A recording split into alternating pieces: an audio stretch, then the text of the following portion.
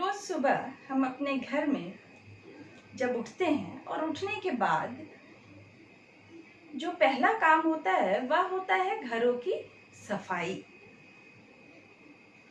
अगर एक दिन घर साफ ना किया जाए तो घर में इतनी गंदगी फैल जाती है कि वहां रहने लायक नहीं रह जाता है। इसलिए हर रोज हम अपने घरों की सफाई करते हैं। ठीक यही कार्य हमारे शरीर के लिए भी जरूरी है। हमारे शरीर की भी अगर सफाई ना हो तो हमें अनेक प्रकार की बीमारियां हो सकती है और यहाँ तक कि हमारी मृत्यु भी हो सकती है। तो आखिर शरीर में सफाई होता कैसे है? हमने पाचन तंत्र में पढ़ा था कि जो हमारे शरीर के अनपचे भोज्य पदार्थ हैं, सॉलिड वेस्ट मटेरियल हैं, वे इजेशन यानी बहिष्करण प्रोसेस के द्वारा शरीर से बाहर निकाल दिए जाते हैं। इसके अलावा भी हमारे शरीर में कई प्रकार के पदार्थ उत्सर्जित होते हैं, जैसे पसीना भी एक प्रकार का अपशिष्ट पदार्थ ही हमारे शरीर से बाहर करता है, वह यूरिया। साथ ही हमारे शरीर में यूरिया, यूरिक एसिड जैसे तत्वों को उत्सर्जन की प्रक्रिया के द्वारा शरीर से बाहर निकाला जाता है। उत्सर्जन यानी एक्सक्रीशन हमारा आज का टॉपिक है, जो जैव प्रक्रम के अंतर्गत आता है और यह लास्ट टॉपिक है इस चैप्टर का। और यह हमें मानव में उत्सर्जन तंत्र किस प्रकार होता है यह हम आज सीखेंगे। मानव में उत्सर्जन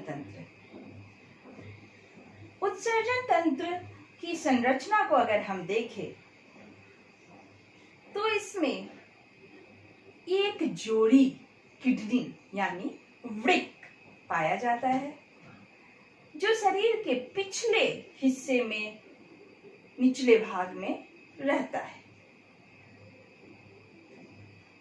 यह किडनी बीन्स के शेप का होता है, बीन्स की आकृति की यह किडनी होती है और इसका साइज जो होता है वह होता है 5:3:2। दाहिने हिस्से का जो किडनी है वह थोड़ा नीचे रहता है, क्योंकि उसके जस्ट ऊपर लीवर रहता है, जिसकी वजह से दाहिना किडनी थोड़ा नीचे हो जाता है बाएं किडनी की अपेक्षा।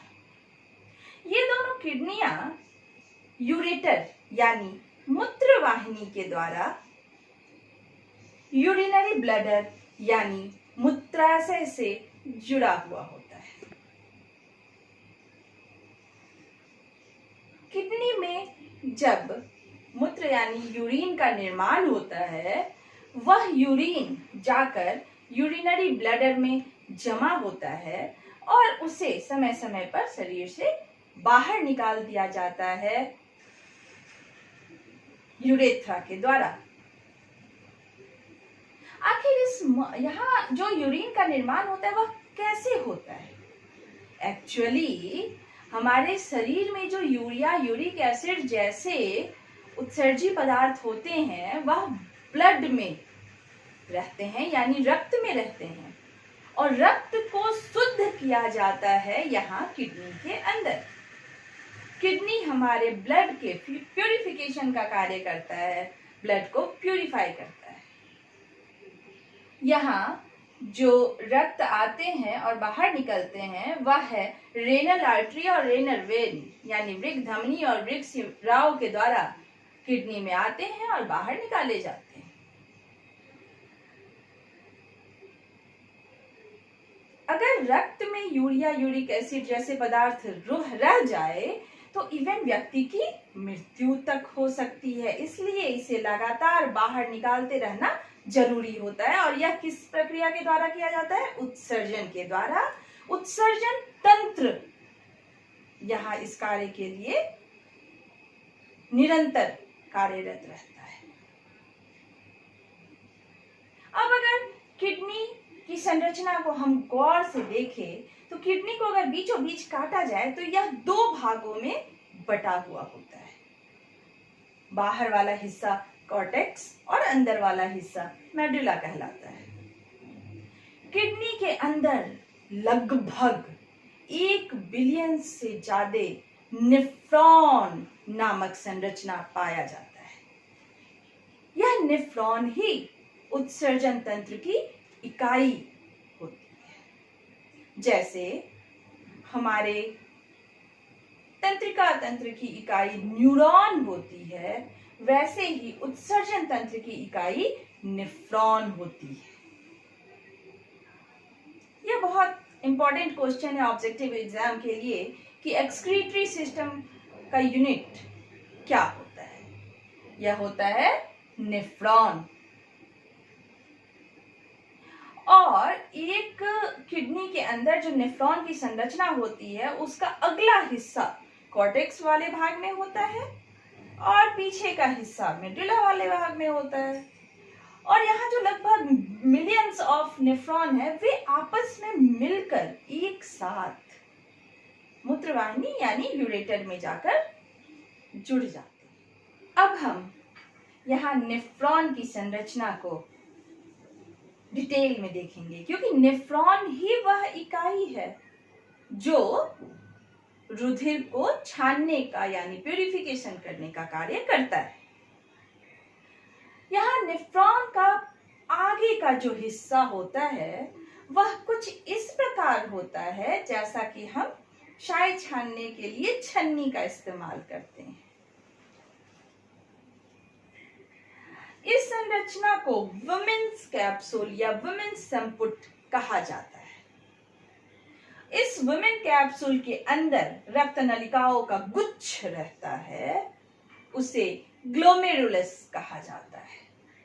ग्लोमेरुलस में जो रक्त आता है उसे वुमेन्स कैप्सूल में छानने का कार्य किया जाता है। इसके आगे का हिस्सा हम देखें तो एक नलिकाकार आकृति होती है जो 3 भागों में बटी होती है, पीसीटी, लूप ऑफ हैनल और डीसीटी। आगे वाला जो हिस्सा होता है वह होता है पीसीटी यानी प्रॉक्सिमल कन्वोलेटेड ट्यूब्यूल। नीचे वाला जो यू शेप हिस्सा होता है वह लूप ऑफ हैनल और आगे का जो हिस्सा होता है उसे डीसीटी यानी डिस्टल कन्वोलेटेड ट्यूब्यूल कहते हैं। और अंत में ये सारी संरचनाएं जाकर जुड़ी होती है कंडक्टिंग डक्ट यानी कि संग्राहक नली से। तो यह संरचना और यहाँ विमेन्स कैप्सूल की जो नलिकाकार आकृति होती है उसके ऊपर रक्त नलिकाओं का जाल पूरी तरह से बिछा हुआ रहता है। तो यह आकृति है नेफ्रॉन की। यह भी परीक्षा की दृष्टि से बहुत ही इंपॉर्टेंट है। बहुत बार नेफ्रॉन की संरचना पूछी जाती है। अब हम देखेंगे कि यहाँ जो मूत्र का निर्माण होता है यानी यूरिन फॉर्मेशन किस प्रकार होता है। पूछा जाता है एग्जाम में कि मूत्र निर्माण की क्रियाविधि को समझाएं। यह जो यूरिन फॉर्मेशन है यह 3 स्टेप में होता है।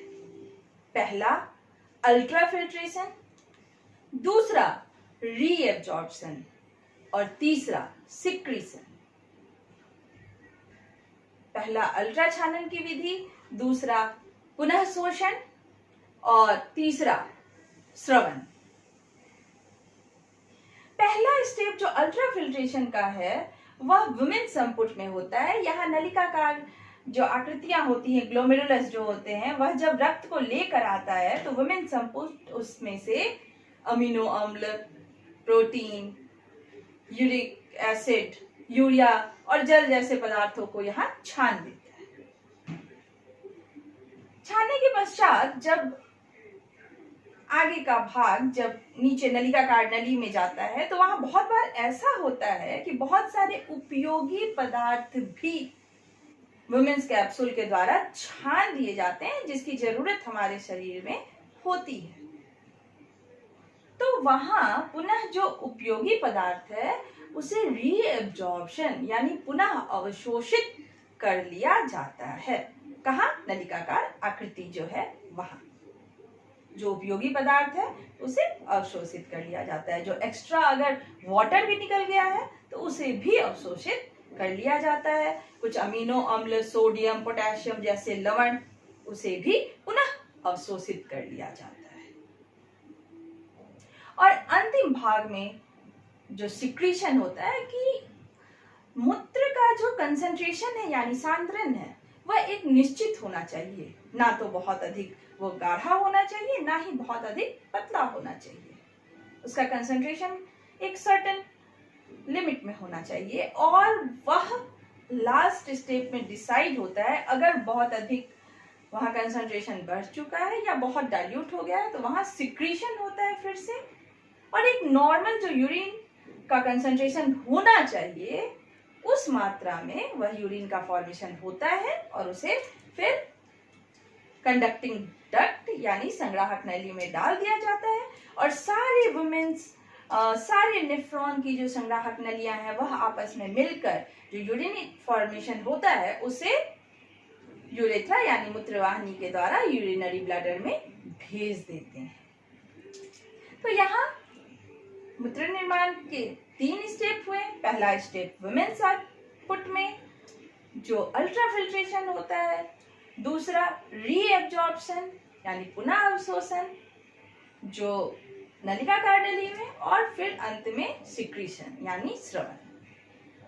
इस यूरिन फॉर्मेशन के द्वारा शरीर से जितने भी अपशिष्ट पदार्थ है वह लिक्विड के फॉर्म में यानी द्रव के फॉर्म में यहाँ बाहर निकाला जाता है। यूरिनरी ब्लैडर की भी एक कैपेसिटी होती है और यह जो यूरिन जमा होता है यूरिनरी ब्लैडर में तो कितने समय अंतराल पे उसे बाहर निकालना है यह इसका डिसीजन हमारा ब्रेन करता है। ब्रेन जो है वो नर्व्स के द्वारा जुड़े हुए होते हैं यूरिनरी ब्लैडर से और समय समय पर यूरिन को शरीर से बाहर डिस्चार्ज कर दिया जाता है। तो यह थी प्रक्रिया और संरचना उत्सर्जन तंत्र, नेफ्रॉन और मूत्र के निर्माण की।